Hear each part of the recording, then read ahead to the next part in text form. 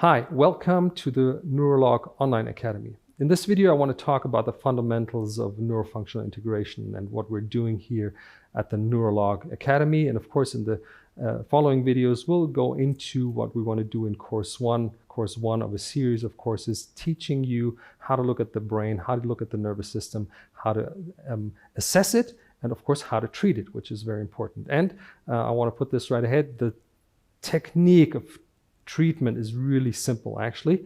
The hard part, or the more complex part, is asking the right questions. Of course, that is true not only for this part of the life.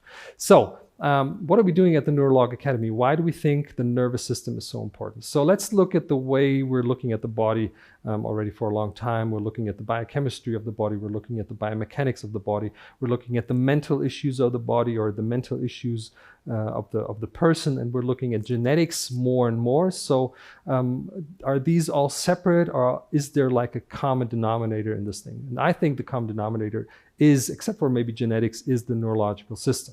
So in genetics, this is an exception maybe because genetics is kind of really firm in itself. So, but there is epigenetics, and epigenetics is dependent on signals in the body. And if you talk about signals, then of course you're talking about the brain again, or the nervous system again.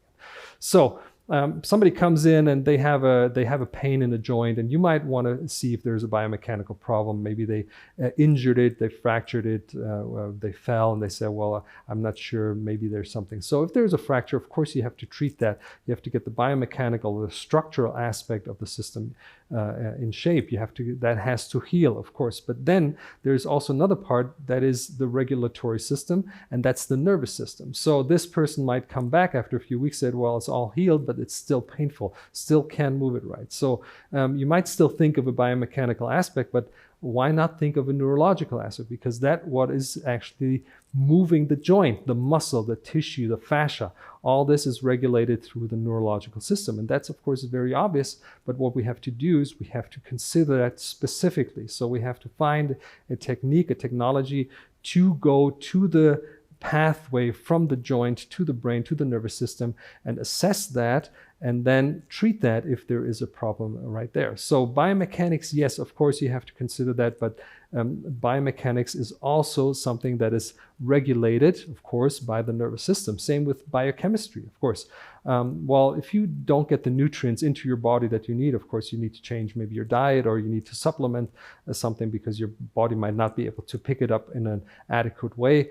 Whatever the problem is on the biochemistry level, of course, that has to be taken care of. And of course, biochemistry has a lot to do with genetics again.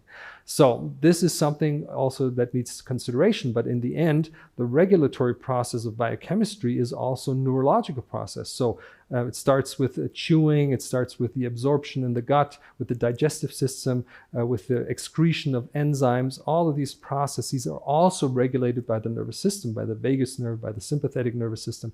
So this also is in the end regulated by the nervous system. So if you have a biochemical problem, it could be due to a neurological problem, through a problem of the vagus nerve, for example. So yes, nutrients, and yes, genetics to make enzymes and all these things, but yes, also the nervous system that is there to regulate the whole process of ingesting, digesting, absorption, and then processing what you take in. So there's a big aspect of the neurological system controlling the biochemistry in the body, and other physical aspects like blood pressure, etc.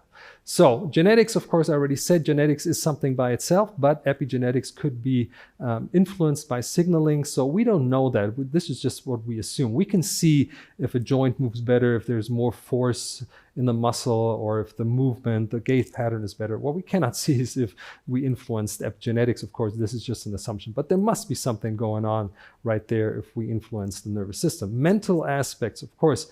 First of all, to us, mental aspect is functioning of the brain, because the mental aspect is also caused by different parts of the brain acting together. And this starts with the perception, with interpretation of what we see, with evaluation of what we see, So all these aspects are different parts of the brain working together, and if that is not working together, that could cause a psychological or mental symptom without that being like a mental disorder, or without that being like something traumatic that person has lived through. So first thing is always what I say, brain mechanics. So we have to look at the brain mechanics, and that's exactly what we do. And that way issues like anxiety can already be resolved unless there is a cause outside of the body that is causing the anxiety. Then of course that's might be just a normal reaction to something in the environment. So, and also of course the history of the person might play a role. So it might not be a dysfunction in the brain, it might just be something the person has lived through and therefore has like a post-traumatic disorder. So, but in the end, whether you look at the biomechanics, the biochemistry, the genetics or the epigenetics and the mental aspects, in the end, in the center, you will always find the nervous system, because that is coordinating everything, that is integrating everything. That means all the information coming from different parts inside the body, outside the body, from your mental states, etc. All this is part of the nervous system, putting information together to get a coordinated answer to what is going on, whether that be a coordinated answer in your glands, blood pressure, blood sugar levels, all that, or if it's a coordinated movement you want to do to achieve the goal you're looking for, to grab something, to pick something up. Maybe you're looking for food and you want to ingest it. So these are very basic things why we move around at all. And so all these information have to come together to make sense. And if it doesn't make sense, if you have a movement of the body and the movement of the body is kind of mismatching what the eyes perceive or what the vestibular system perceive, you might have a problem. The brain might think, well, what is going on?